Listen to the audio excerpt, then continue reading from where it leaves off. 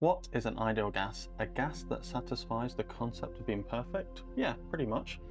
So we are going to find out what this means first, as we look at some assumptions, followed by finding out when your perfect gas starts to let you down. But before all of that, remember to download your free PDF so you can be making your own revision notes as you watch along.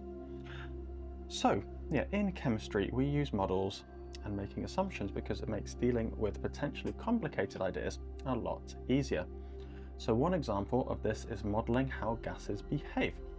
So hopefully we know that gases move in totally random ways. So they travel in straight lines until they hit their container or they hit something else, and then they change their direction. And also gases are gases because they have very weak attractive forces between the molecules. Which is also the reason why they move randomly. So there are very weak forces in place which can't stop the motion. So we can take these ideas a little bit further to give us our idea of an ideal gas. So basically a perfect gas when it comes to modeling it and when it comes to calculations, which is what we're going to be looking at in the future. So there are three assumptions we need to be working on when talking about an ideal gas. So the first one is where the volume of the gas is so small that it has no volume at all. So we assume that an ideal gas has no volume. So this assumption works because the volume of the container is so big compared to the very small amount of volume taken up by the gas, so that can be ignored. So even though we draw in our gas molecules in our container, the fact is that their volume is so small that it doesn't really exist.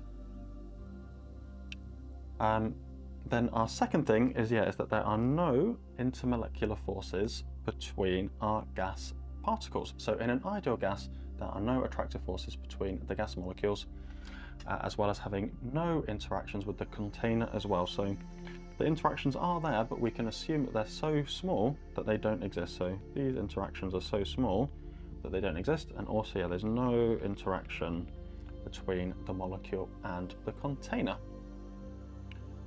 So those two assumptions are the most important one, but we also have our third final assumption, which is to do with the kinetic energy.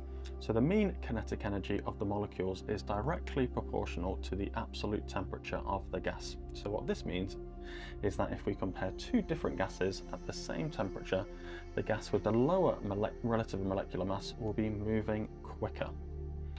So the great thing is that most gases under most conditions do behave pretty much like an ideal gas.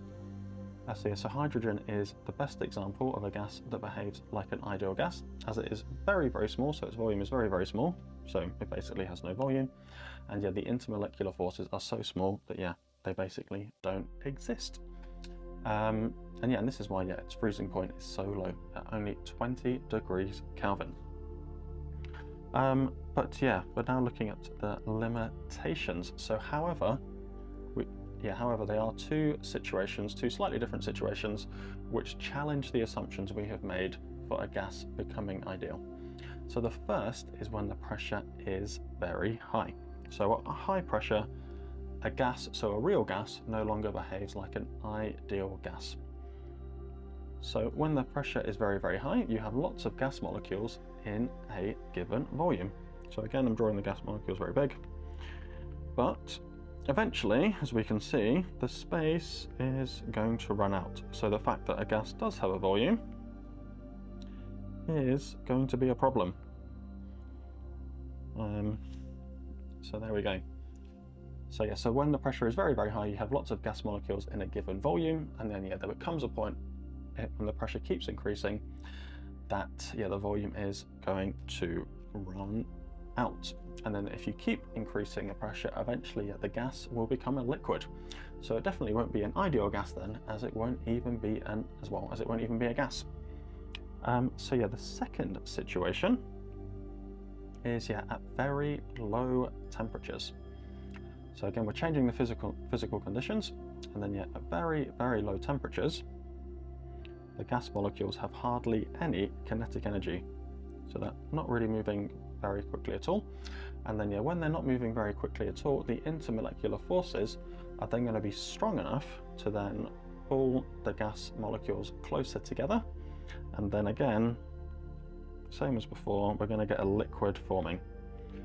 So eventually, yeah, the intermolecular forces will be strong enough when the gas is moving slow enough that the gas is going to condense into a liquid. So yeah, so all gases will eventually become a liquid when the temperature becomes low enough.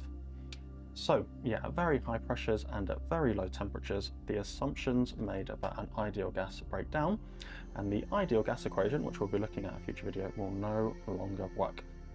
But that is in the future, and today we are finished. So yeah, so thank you as always for watching, and if you want more IB chemistry content, please do like and subscribe. Tell all of your chemistry friends, and make sure to stick around, and I will catch you in the next one. Bye!